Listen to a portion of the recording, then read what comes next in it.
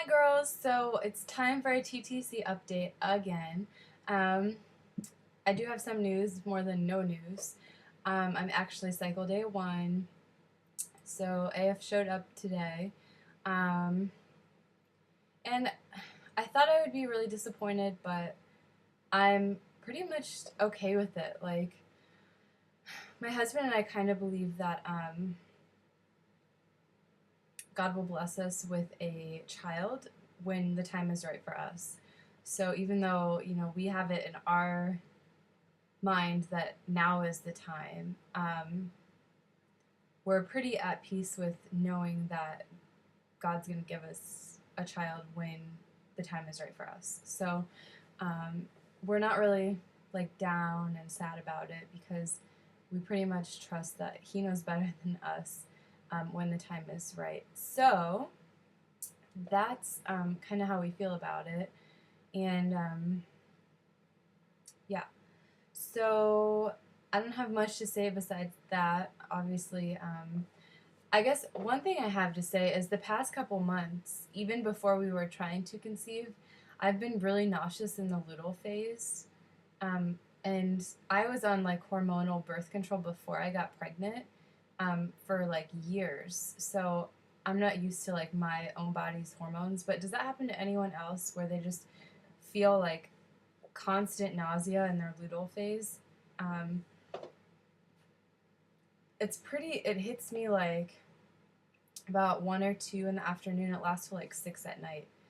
It's really strange. And then it goes away, and then I'm fine until the next day at that time. Um, and it lasts for like a week and a half every month. So, and like I said, it's been happening since before we were pregnant. So it's not like in my head, like trying to interpret a pregnancy sign. It's just like it happens and it sucks. And yeah, so if any of you guys have that happen, is there anything you do to like help you feel better? Like I try to eat and I make sure I have some sugar because sometimes my sugar gets low and makes me feel like that. But it doesn't help all that much. It does when I'm pregnant, but not just in a normal luteal phase. So I don't know. I did purchase one item for well, a couple items, but I'll show you this for the new baby. It's kind of more pricey item. It costs about $40. So I'll just show it to you. And I haven't opened the box yet, and I don't plan on it until we need it. But it's the Ergo Infant Insert Heart to Heart. And we have the Ergo carrier. We didn't get it for my son until he was probably like 6 months old. We used a Moby wrap or a Sleepy wrap. If you check my videos out, it's called the Sleepy wrap, but it's a Moby wrap like idea, but people just don't know what the Sleepy wrap is, so I call it the Moby wrap. We used that when he was little, and then he would start, he got too heavy, and it would start sagging, and I would have to keep retying it, and so we got the Ergo because I saw a lot of videos on here of people I watched who used the Ergo and loved it, and we love the Ergo. So the Ergo is good for older babies, and like he still does perfect in it. So yeah, you can't put an infant like a newborn in the Ergo how it is. So they have an insert, and this is the insert.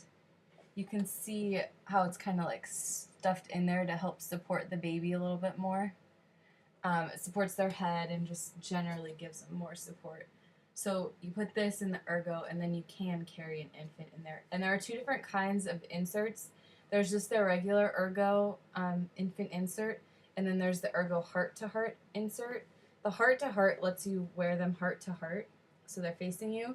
The other insert, they have to lay sideways in it. It just looked really awkward to me.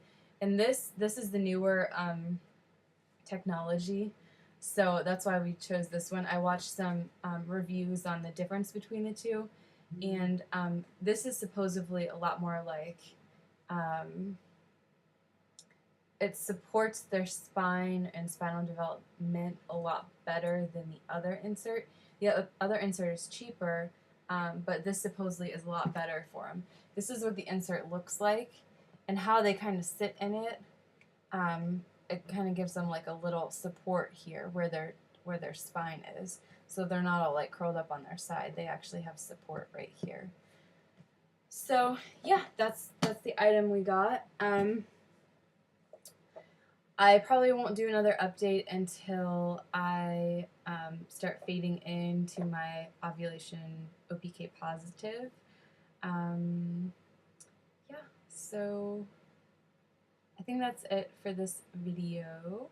If you guys have any questions, I did do a review on using an OPK as a HPT, so that was in my last TTC update, so check that out if you're wondering about that. I took all the information to explain that from pianistic.com, which I know is not a credible source, but it explained it easily to me to understand. So that's why I chose to use that as the source, because it's just a lot more for anyone to understand, where other sources are a lot more scientific, and so that's why I chose that one. But check it out. And I have a couple more videos to do, just like a breastfeeding update and an update on my son, who's 14 months today. So if you're interested in non-TTCing, you can check those videos out as well. They will be up soon. Thanks for watching, guys.